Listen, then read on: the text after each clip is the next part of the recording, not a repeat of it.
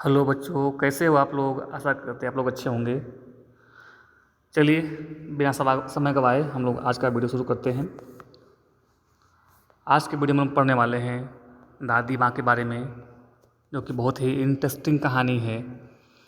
लेखक ने अपनी दादी की माँ के बारे में बताया है इस कहानी में, और उन दिनों की बातें यानी कि अपने बचपन की बातें जो है उन्होंने इस कहानी में बताया है, शेयर किया है, हम लोगों से जो है साझा किया है। तो चलिए शुरू करते हैं आज का वीडियो। बोल रहे हैं कि कमजोरी ही है अपनी, पर सच तो है ही कि जरा सी कठिनाई पड़ते बीसों गर्मी बरसात और बसंत देखने के बाद भी मेरा मन सदा नहीं तो प्रायः अनमना सा हो जाता है। मेरे शुभचिंतक मित्र मुंह पर मुझे प्रसन्न करने के लिए आने वाली छुट्टियों की सूचना देते हैं और पीठ पीछे मुझे कमज़ोर और जरा सी प्रतिकूलता से घबराने वाला कहकर मेरा मजाक उड़ाते हैं। मैं सोचता हूँ, अच्छा अब कभी उन बातों को न सोचूंगा। कौन सी बातें? बचपन की बातें। ठीक है, जाने दो, सोचने से तो होता ही क्या है।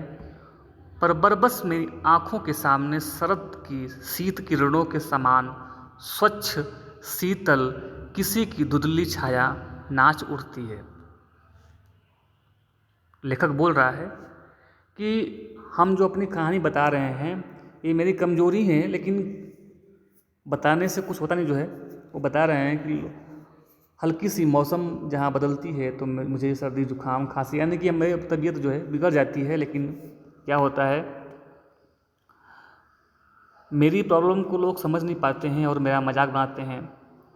ठीक है, तो वही लेखक जो है अपने बचपन की बातों को याद करता है कि कैसे हम जो है बचपन में रहा करते थे और बचपन का माहौल क्या था, कि मौसम बिगड़ते थे बनते थे, हम लोग मौसम में जो है खेलते थे, बारिश के मौसम में भीगते थे, बाढ़ आ गई, गांव में पानी भर गया तो हम लोग उसमें नहाते थे, कहीं कुछ नहीं होता था। आज हल्का सा मौसम बिगड़ गया तो जो है लोग उसका मजाक उड़ाते हैं। जो है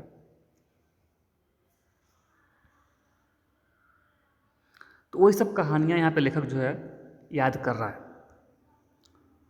बोला कि मुझे लगता है कि जैसे क्वार के दिन आ गए हैं। वो अपनी पूरी कहानी बता रहा है, यानी कि स्टोरी जाती है फ्लैशबैक में। देखो बच्चों, यहाँ पे बोला कि मुझे लगता है कि जैसे क्वार के दिन आ गए हैं। मेरे गांव के चारों ओर पानी ही पानी हिलोरे ले रहा है। दूर के सिवान से बहकर आए हुए मोथा और साई की अधगली घासें, घेउर और बनप्याज की जड़ें तथा नाना प्रकार की बरसाती घासों के बीज सूरज की गर्मी से खौलते हुए पानी में सड़कर एक विचित्र गंध छोड़ रहे हैं। रास्तों में कीचड़ सूख गया है और गांव के लड़के किनारों पर झाग भरे जलाशयों में धमाके से कूद रहे हैं। देखो यहाँ पे एक झाग भरा जो है पानी है, यहाँ गांव में पूरा बाढ़ आया हुआ है। यहाँ बच्चे देखो पानी भरा हुआ उसमें कूद कूद के नहा रहे हैं। पानी कितना गंदा है, लेकिन फिर भी बच्चे नहा रहे हैं। यहाँ पे देखिए बारिश में भीग रहे हैं, लेकिन इन बच्चों को कुछ नहीं होता गाँव के बच्चों को जो है। लेकिन शहर में रहने के बाद सब कुछ बदल जाता है जो है। ठीक है, अपने अपने मौसम की अपनी अपनी बातें होती हैं। अब यहाँ पे बात कर रहा है लेखक जो है मौसम की, कि मौसम में कौन कौन से मौसम में क्या क्या होता है। तो बोल रहा है कि आषाढ़ में आम और जामुन न मिले चिंता नहीं, अगहन में चूड़ा और गुड़ न मिले दुख नहीं, चैत के दिनों में लाई के साथ गुड़ न मिले, गुड़ की पट्टी न मिले अफसोस नहीं, पर कुआर के दिनों में इस गंधपूर्ण झाग भरे जल में कूदना न हो तो बड़ा बुरा मालूम होता था। यानी वो बोल रहा है कि ये जितने खाने की सब चीज़ें हैं, ये सब जो है ये न मिले कोई दिक्कत नहीं है, लेकिन अगर इस गंधपूर्ण जो है यानी कि उसमें आती ना स्मेल, तो स्मेल से भरा हुआ झाग का जो पानी होता है उसमें बिना कूदे नहाए ऐसा मालूम होता है, कितना बुरा लग रहा है अपने आप को जो है। मैं भीतर हुड़क रहा था, 2-1 दिन ही तो कूद सका था। वो बोल रहे हैं कि मैं घर पे था, 1-2 दिन ही जो है ऐसे गंद पानी में नहाया और बीमार हो गया। बोल रहे हैं कि नहा धोकर बीमार हो गया। हल्की बीमारी न जाने क्यों मुझे अच्छी लगती थी। थोड़ा थोड़ा ज्वर हो, सर में साधारण दर्द और खाने के लिए दिन भर नींबू और साबुन मिले। वो बीमार क्यों बोल रहे हैं कि कम से कम दिन भर नींबू और साबुन मिलेगा खाने के लिए। लेकिन इस बार ऐसी चीज़ नहीं थी।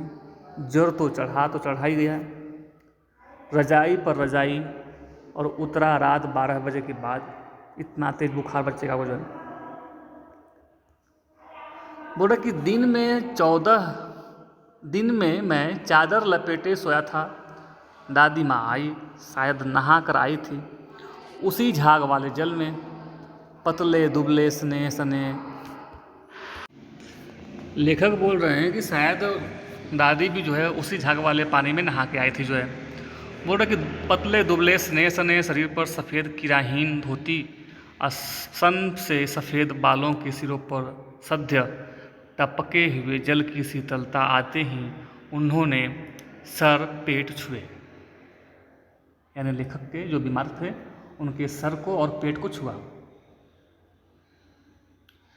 आंचल की गांठ खोल किसी अदृश्य शक्तिधारी के चबूतरे की मिट्टी मुंह में डाली, माथे पर लगाई और दिन रात चारपाई के पास बैठी रहती।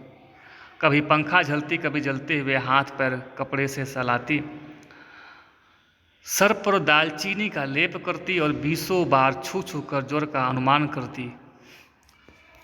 हांडी में पानी आया कि नहीं, उसे पीपल की छाल से छौंका कि नहीं, खिचड़ी में मूंग की दाल एकदम मिल तो गई है, कोई बीमार के घर में सीधे बाहर से आकर तो नहीं चला गया, आदि लाखों प्रश्न पूछ पूछ कर घर वालों को परेशान कर देती।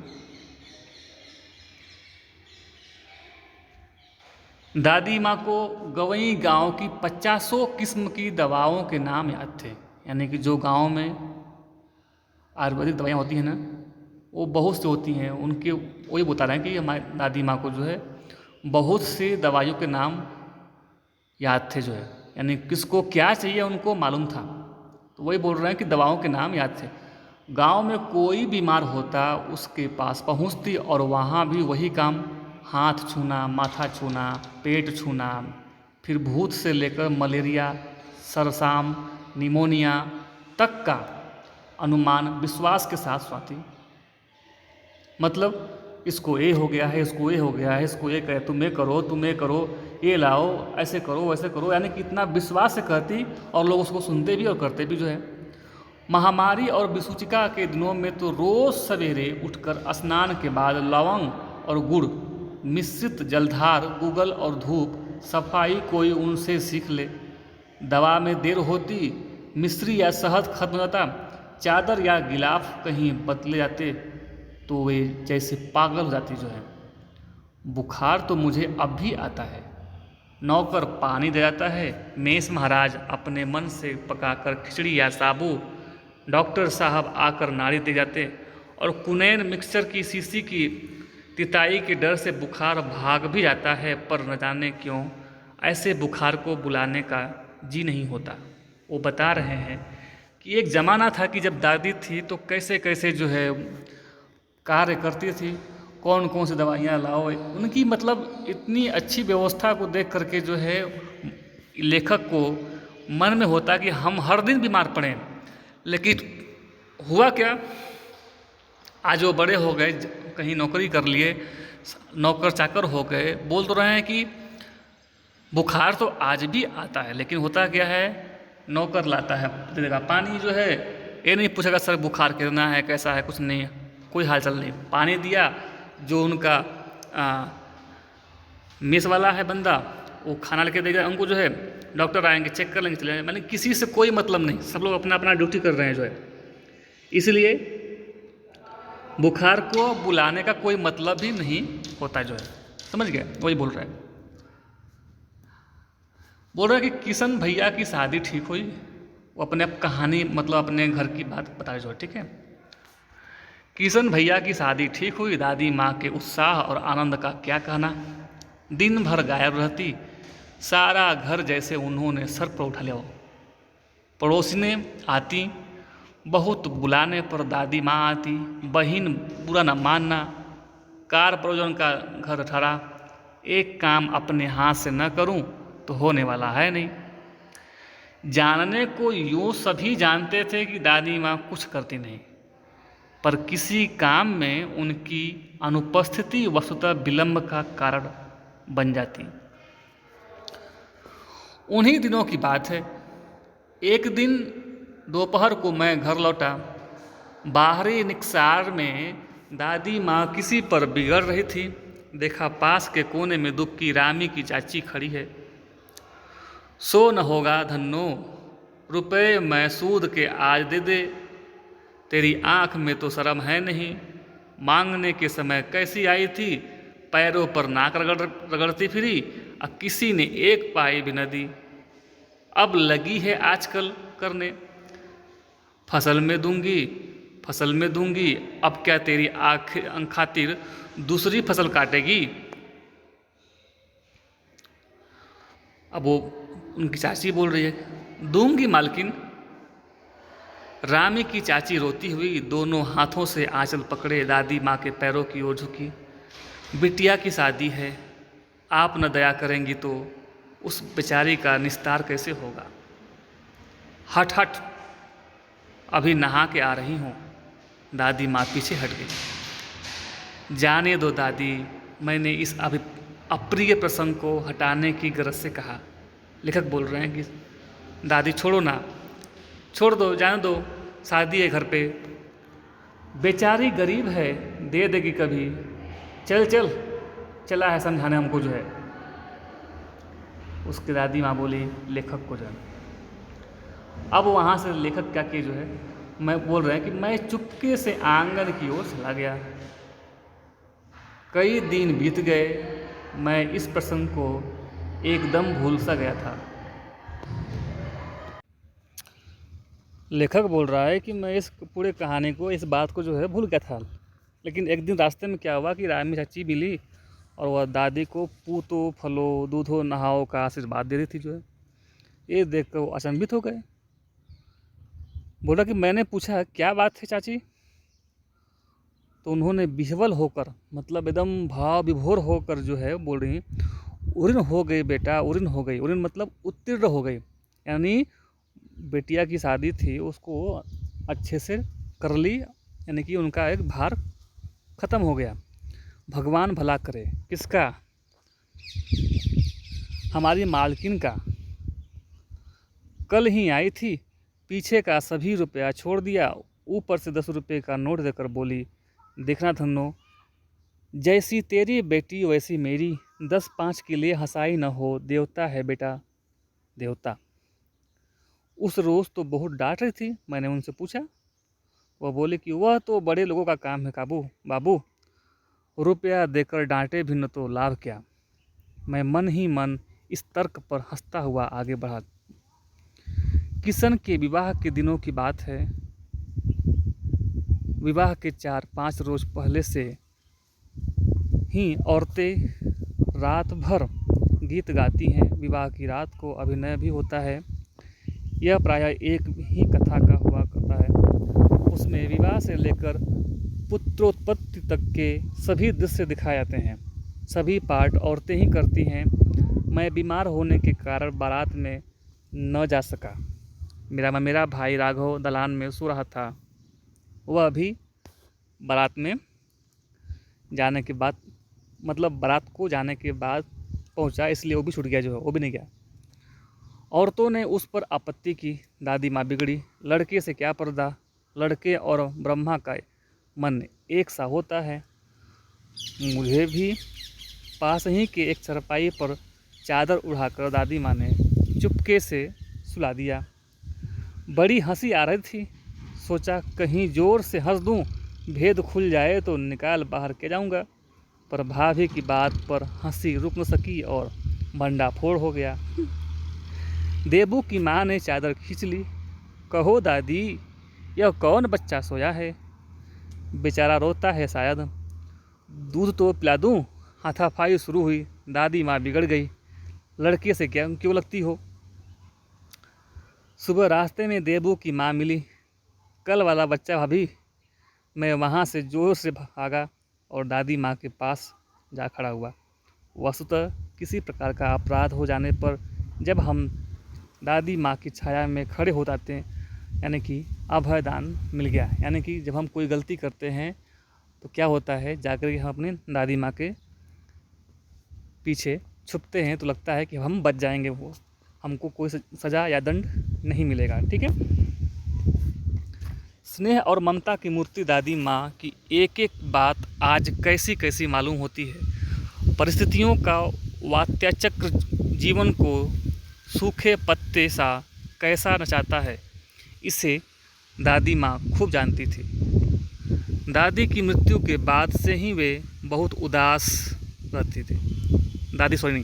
दादा की मृत्यु के बाद से ही वे बहुत उदास रहती।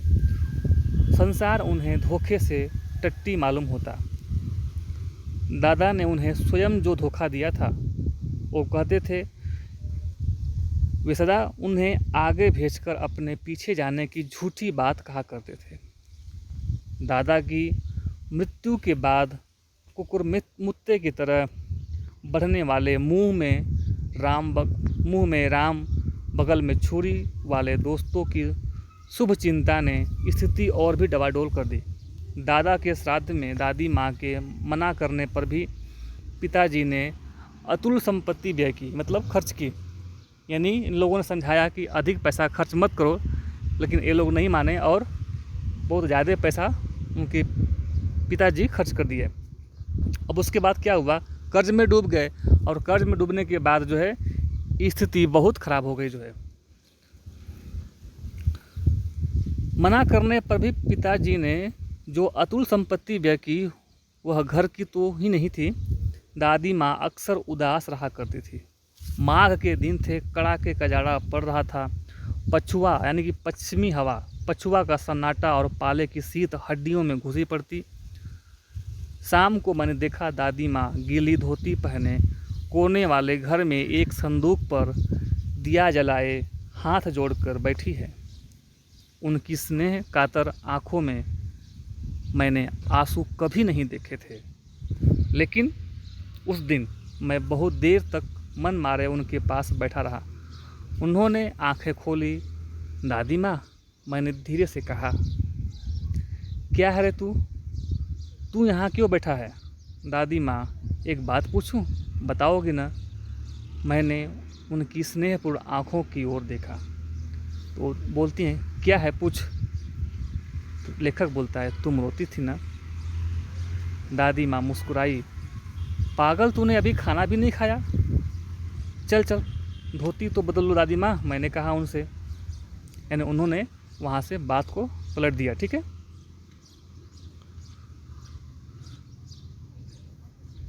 मुझे सर्दी गर्मी नहीं लगती बेटा। वे मुझे खींचती रसोई में ले गई। सुबह मैंने देखा चारपाई पर बैठे पिताजी और किशन भैया मन मारे कुछ सोच रहे हैं। दूसरा चारा ही क्या है। बाबू बोले, रुपया कोई देता नहीं, कितने के तो भी अभी पिछले भी बाकी हैं। वे रोने से हो गए। तो दादी माँ बोलती है पिता को, रोता क्यों है रे? दादी माँ ने उनका माथा सलाते हुए कहा, मैं तो अभी हूँ ही। कहा जाता है कि जब सारे रास्ते बंद हो जाते हैं, दिमाग काम नहीं करता है, तो हमारे बड़े बुजुर्ग जो है उस स्थिति में जो है बहुत सहायता करते हैं। तो वही बोल रही हैं दादी माँ कि तू रो क्यों रहा है? मैं हूँ ना, रुक, कुछ न कुछ मैं व्यवस्था करती हूँ। वो क्या करती हैं, जाती हैं अपना संदूक खोलती हैं, उसमें से कुछ निकालती हैं और देती हैं उनको। बोल रहा है कि उन्होंने संदूक खोलकर एक चमकती सी चीज़ निकाली। तेरे दादा ने यह कंगन मुझे इसी दिन के लिए पहनाया था। उनका गला भराया। मैंने इसे पहना नहीं, इसे सहेज कर रखती आई। यह उनके वंश की निशानी है। उन्होंने आंसू पोंछकर कहा, पुराने लोग आगा पीछा सब सोच लेते थे बेटा। सचमुच मुझे दादी माँ शापभ्रष्ट देवी सी लगी। धुंधली छाया विलीन हो गई। मैंने देखा दिन काफ़ी चढ़ाया है। पास के लंबे खजूर के पेड़ से उड़कर एक कौवा अपनी घिनौनी काली पांखें फैलाकर मेरी खिड़की पर बैठ गया। हाथ में अब भी पत्र, किशन भैया का पत्र काँप रहा है। काली चींटियों सी कतारें धूमिल हो रही हैं। आँखों पर विश्वास नहीं होता। मन बार बार अपने से ही पूछ बैठता है, क्या सचमुच दादी माँ नहीं रही? यानी कि लेखक को पत्र मिला, वो बाहर में काम कर रहा है, उनको पत्र मिला कि दादी माँ नहीं रही, आप घर चले आओ। तो वो पत्र पढ़ने के बाद उनको पूरी की पूरी कहानी बचपन से लेके जब तक वो साथ में रहे तब तक की पूरी कहानी उनको एक बार फिर से याद आ गई। ठीक है बच्चों, तो आज के लिए इतना ही। हम लोग फिर मिलते हैं नेक्स्ट वीडियो में। तब तक के लिए धन्यवाद। Thank you.